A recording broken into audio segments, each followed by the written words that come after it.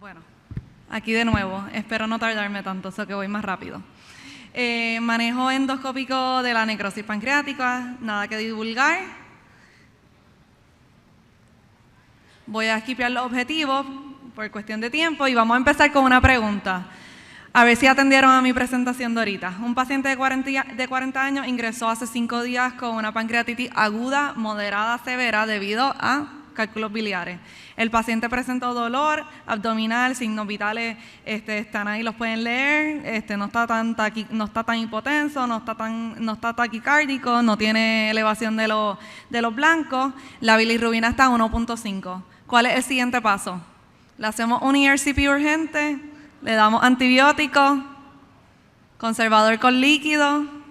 Sí, escucho. Ok, muy bien. Pues atendieron a la presentación, no tengo ni que ir por esto, pero aquí de nuevo quiero enfatizar que esto es lo más importante y que no debe pasar por alto, y este es el punto que quería traer con la pregunta, recalcarlo de nuevo, la importancia de un manejo de soporte.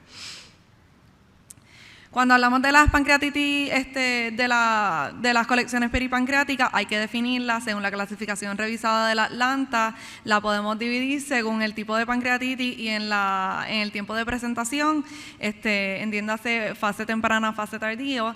Cuando una pancreatitis, la pancreatitis edematosa intersticial, esta es la más común, un 80% de los pacientes presentan con este tipo de pancreatitis, y cuando tiene una colección que es menos de 4 semanas, se le conoce como una colección aguda de líquido peripancreático. Cuando ya está madura y pasan las 4 semanas, give or take 4 semanas, lo usan para definir, pero no nos tenemos que ir justamente con ese número, pero ya es más bien con la morfología o la apariencia que se ven en CT. Cuando tiene una cápsula madura, pues podemos decir que es un pseudoquiste importante. Ninguna de estas dos tiene extensión intrapancreática y son de líquido. Cuando hablamos de una pancreatitis necrotizante, menos de 4 semanas, que el paciente presenta con una colección, se llama colección necrótica aguda. Esta heterogénea, puede ser componentes de sólido y líquido, y puede estar intra o extrapancreática, y cuando está madura se conoce necrosis pancreática amurallada, y yo la voy a estar refiriendo durante la presentación, y de esto es lo que vamos a estar hablando como WON.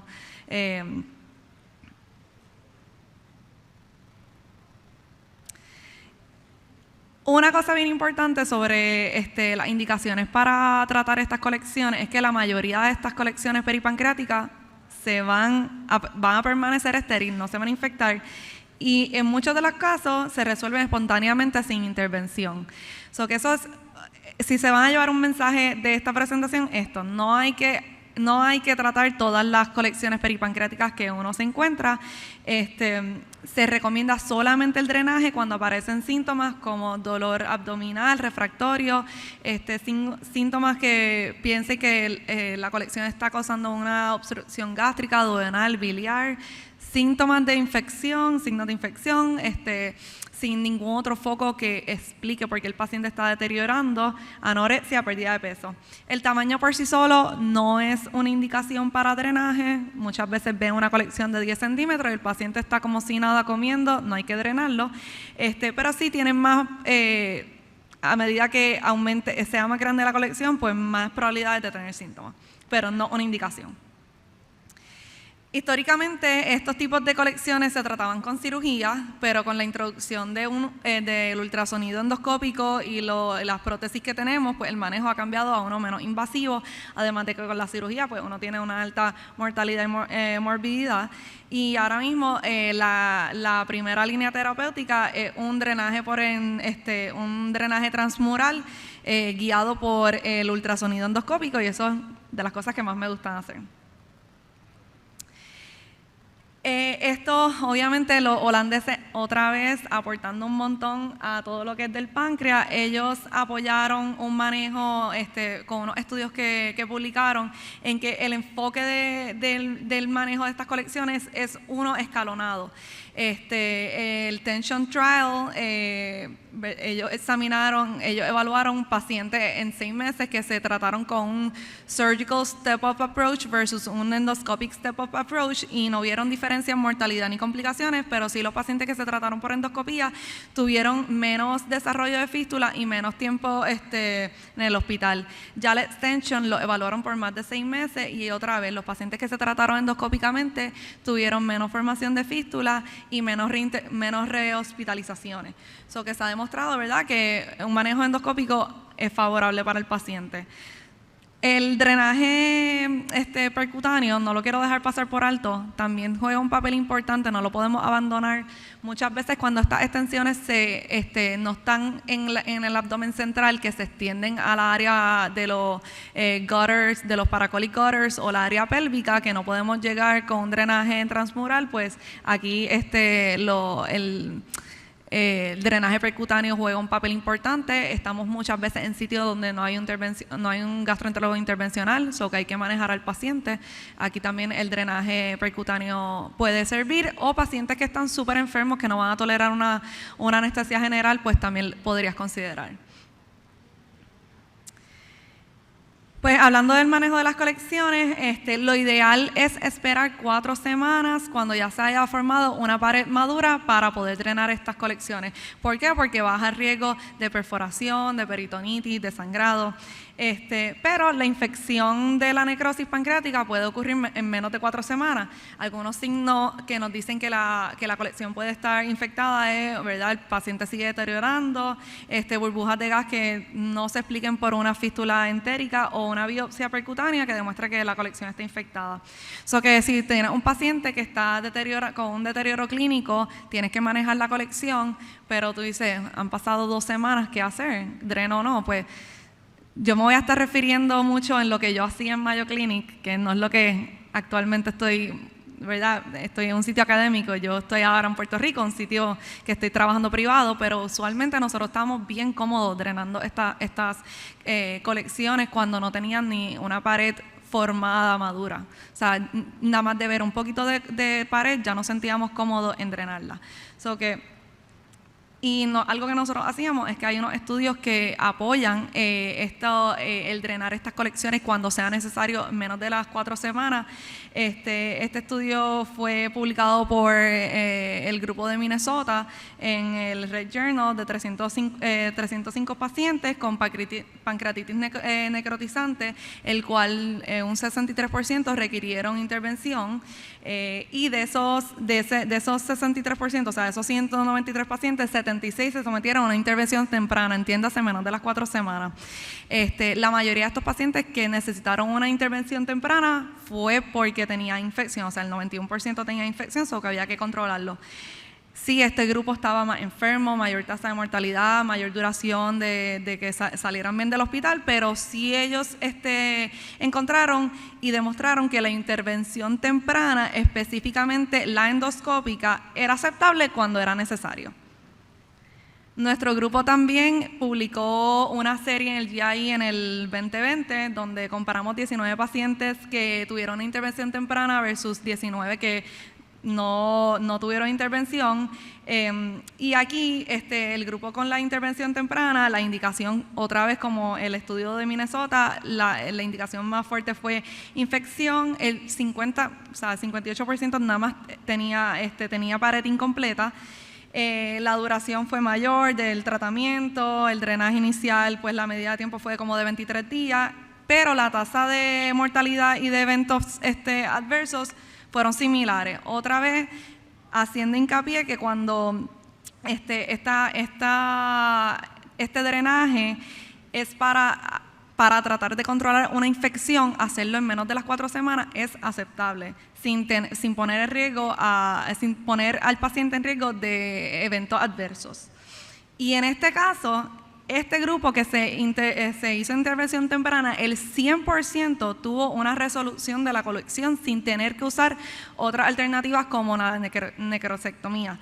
So que podemos decir que la intervención temprana, incluso aquí podemos ver 15 días desde que se presentó con el episodio de pancreatitis, es segura y efectiva sin necesidad de escalar terapia.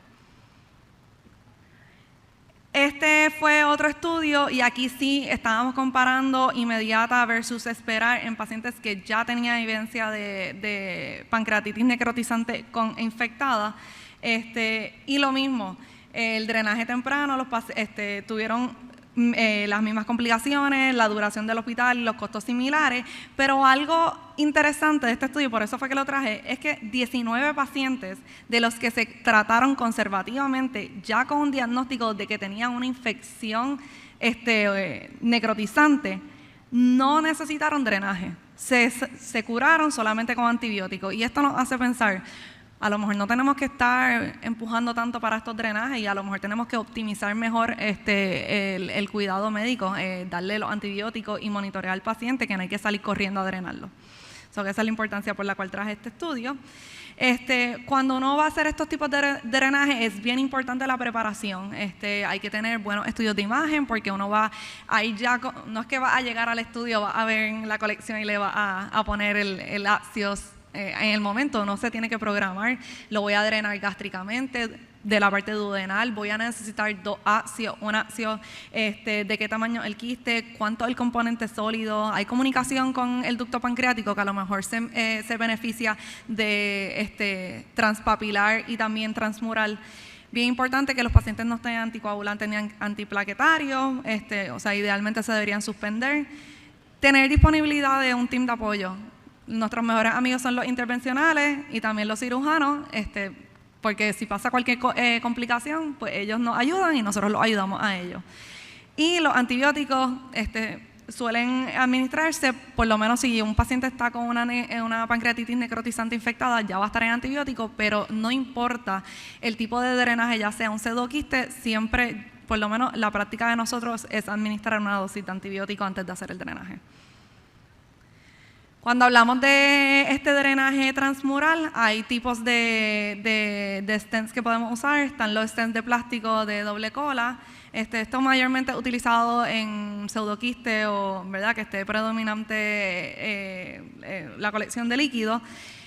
Y realmente ya nos estamos alejando de esto porque es tan fácil usar el Axios que poner un plástico conlleva muchos pasos, incluyendo más instrumentos, dilatar, pasar guía, uno empuja el stent y algunas veces no puede atravesar la pared transmural, so que ahora con los stents metálicos de aposición luminal, los LAMPs, ya estos drenajes es mucho más fácil. Son unos stents metálicos de mayor calibre, son fácil la colocación y están aprobados por el FDA para pseudoquistes asintomáticos y para WOM más de 6 centímetros, pero realmente es que lo he usado hasta en colecciones que miden hasta 3 centímetros. Esto es un tipo de fully covered metal stent, pero ahora tiene, ven, es como un dumbbell y tiene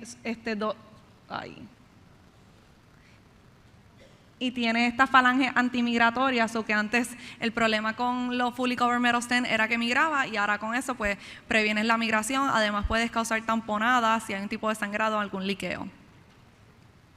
Y esto es un video de cómo se pone un LAMPS. Primero que nada hay que evaluar, evitar la vasculatura, tienes que tener una distancia entre la pared luminal y la colección de menos de 1 centímetro. Aquí vemos como primero uno va a hacer una punción cauterizada directamente, entra el catéter, estamos liberando la falange distal, luego uno lo retira hacia atrás, hace como, no sé si lo pudieron ver en el video, pasó muy rápido, pero como una configuración de una bola de fútbol, ahí ya sabes que ¿verdad?, que vas a estar transmural, que vas a poder, que el stent no te va a quedar en el peritoneo. Y ya ahí, en esa posición, puedes echar para atrás con el big wheel, con el tubo y poder liberar la falange proximal. Y se ve así. Y también esto es de las cosas más satisfactorias. Al principio uno está como que con taquicardia hasta que uno ve el líquido saliendo y uno sabe que está en sitio. Otra pregunta, paciente de 45 años de edad con WON es sometido a drenaje endoscópico con un LAMS de 15 milímetros, 4 días más tarde su dolor abdominal no mejora, tiene taquicardia, se muestran los resultados del CT. ¿Cuál es el siguiente paso a seguir? Necrosectomía 1 a 2 semanas cuando el tracto esté maduro, drenaje percutáneo, antibiótico o necrosectomía ahora. ¿Sí? ¿No? Ok, pues la D. Okay, esto es un paciente que le acabas de poner un drenaje, pero sigue enfermo, está taquicárdico, sigue con dolor. Y cuando uno ve ese CT, uno ve esa necrosis ahí central que no está siendo controlada. Está aquí. Y traigo esta pregunta porque antes, ¿verdad? La práctica era, uno pone un stent y ya, la colección se va a ir sola. Y no, es bien importante que en algunos pacientes, aunque uno le ponga este drenaje, van a necesitar una terapia escalonada. Entiéndase, o drenajes percutáneos, o hacerle necrosectomía, o hasta cirugía. Que esto es lo que yo estaba, lo que les traía con la pregunta. Un estudio de cohorte retrospectivo de 136 pacientes con colecciones pancreáticas, el 50% necesitaron una terapia escalonada. Y esto también fue un estudio de nuestro grupo en mayo. Y de esos pacientes de esos 81 pacientes con WON, el 63% necesitaron una terapia escalonada. ¿Y qué vimos? ¿Cuáles eran los factores que decían que ese paciente posiblemente no iba a resolver con un drenaje transmural y dejarlo ahí y que la colección se desapareciera? Pues predictores para la terapia escalonada fue un tamaño de la colección de más de 10 centímetros, extensión a la pelvis y más de 30% de necrosis sólida. Vuelvo para atrás, es bien importante tener en cuenta cuando uno ve a estos pacientes, poder anticipar el paciente que no va a mejorar solamente con un drenaje transmural. El paciente que posiblemente va a tener que hacer más intervenciones. Esto también fue propuesto por nuestro grupo en mayo, es un sistema de clasificación Nobel para tratar de estratificar a los pacientes dependiendo de la severidad. Y usa tres criterios, la Q, que es cuadrantes, cuántos cuadrantes están envueltos, la N, cuánto es el porcentaje de necrosis y si hay infección o no.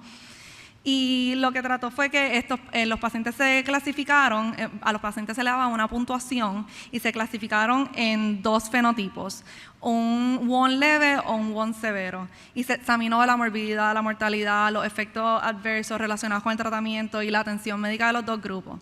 Y no voy a entrar en detalle qué es lo que hacía que un grupo estuviera, cuáles eran los criterios, pero simplemente entiéndase que pacientes en grupo 1 tenían un score, una puntuación más bajita, o que no tenían tanto envolvimiento en diferentes cuadrantes, la necrosis era menor y no estaban infectados, y el grupo 2 pues obviamente tenían más puntuación, que era un fenotipo más severo.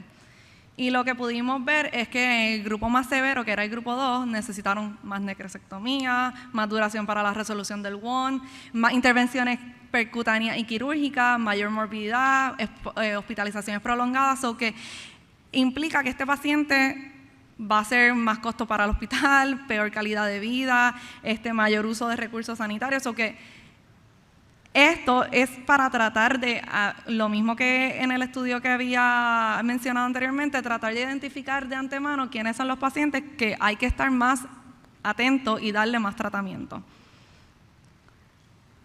Y sí, estamos sugiriendo estos criterios que a lo mejor nos ayudan a poder clasificar a estos pacientes, pero como quiera, no hay nada en la guía que nos digan, ok, identificaste a este paciente que posiblemente va a necesitar terapia adicional, pero ¿cuándo voy a hacer esa terapia? Eso todavía no se ha contestado.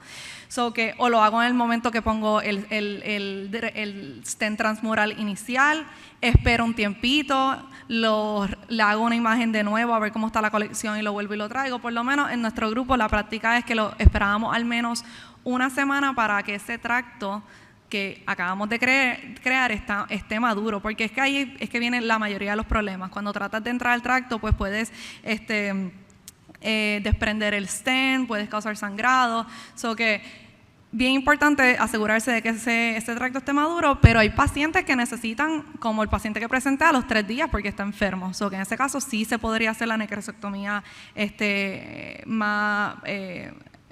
tan pronto uno ponga el stent.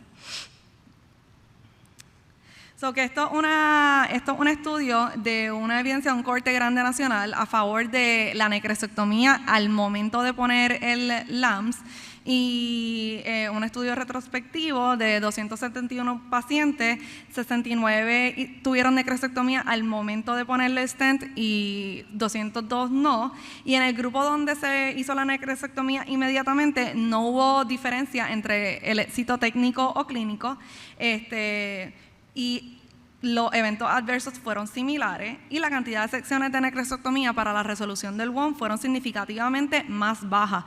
¿Qué está queriendo decir? Lo mismo que yo estaba diciendo, que nos preocupa que algunas veces ese tracto no esté maduro, pues esta gente en el estudio sugieren que no hay eventos adversos, que uno tiene el mismo éxito técnico clínico si hace la necrosectomía en el momento, y sí, lo que va a hacer es disminuir la cantidad y cuánto tiempo te tarda en resolver esa necrosis.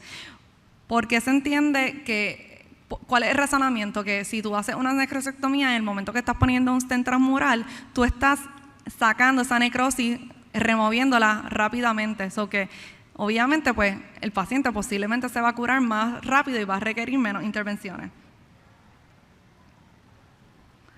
Y sí, los LAMS son una chulería, pero pueden tener se ha visto algunos problemas con ellos.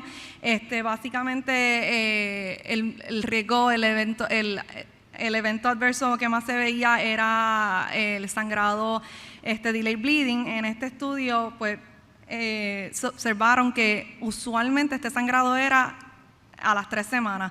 Que ellos dijeron, vamos a cambiar el protocolo, vamos a hacerle un estudio de imagen a estos pacientes a las 3 semanas y si la colección resolvió, sacamos el stent. Quiere decir que sí, hay estudios que demuestran que los LAMS pueden causar sangrado porque cuando la colección colapsa, tienes una falange que está causando fricción en esa pared contralateral. Que de ahí es que viene el sangrado. Pero si uno usa este stent adecuadamente y lo saca antes de que la colección colapse, entonces baja el riesgo que se estaba viendo en los estudios de que causaba sangrado. Y esto es lo mismo, también es un estudio publicado por nosotros en el cual nosotros sí verificamos cuando la colección estaba ya a punto de colapsar, menos de 3 centímetros, y sacábamos el stent y vimos que las tasas de la hemorragia eran iguales. Rápido, los stents de plástico se pueden también utilizar para prevenir sangrado, para anclar ese ácido, para mantener ese lumen abierto de ese stent y que no se obstruya y promover que se salga esa necrosis espontáneamente. Y otra de las cosas de las herramientas y técnicas que tenemos para la necrosis, el peróxido de hidrógeno, esto cogió un montón de auge en un estudio publicado en el Red Journal, donde aparentemente vieron una mayor tasa de éxito clínico y una resolución más rápida, pero realmente este estudio fue bien pobre hecho, las diluciones eran diferentes, no se sabía la indicación, no se sabía cuánto le habían dado, ni cuál era la mezcla, que hay que tenerlo con pinzas. Por lo menos yo nunca lo he usado para tratar mi pancreatitis necrotizante, no sé si a alguien. Y el EndoRotor, yo lo quería tratar, no me lo aceptaron en mayo para ver cómo se le iba a los pacientes por miedo a que, ¿verdad?, es un instrumento que se ve, que mete miedo. Y lo bueno del instrumento es que cuando uno está dentro de la cavidad necrótica, uno puede limpiar y succionar a la vez, en vez de lo que usamos hoy en día, que cada vez que hacemos una necrosectomía hay que entubar la cavidad, volver a coger la necrosis, volver a salir, y hay que hacer eso como 50 veces. Que con el EndoRotor lo hace a la vez. Pero pues es un instrumento que todavía se tiene que demostrar. Tiene FDA approved para la necrosis, que necesitamos más estudios que apoyen el uso de él. En resumen, el drenaje guiado por la endoscopia por ultrasonido ha surgido como la terapia de primera línea. El tiempo de drenaje endoscópico, usualmente tratar de esperar las 4 semanas, menos de 4 semanas si el paciente está clínicamente deteriorado y hay que controlar la infección. Se ha visto que es seguro. Los LAMS son una herramienta útil, pero una estrategia no resuelve todo, no es ponerlo, dejar la colección y olvidarse del paciente. Hay que ver si este paciente va a necesitar intervenciones adicionales, y el enfoque escalonado, ¿verdad? Empezar con lo mínimo y seguir escalando si es necesario, y remover el stent tan pronto la colección colapse para prevenir que haya sangrado. Gracias.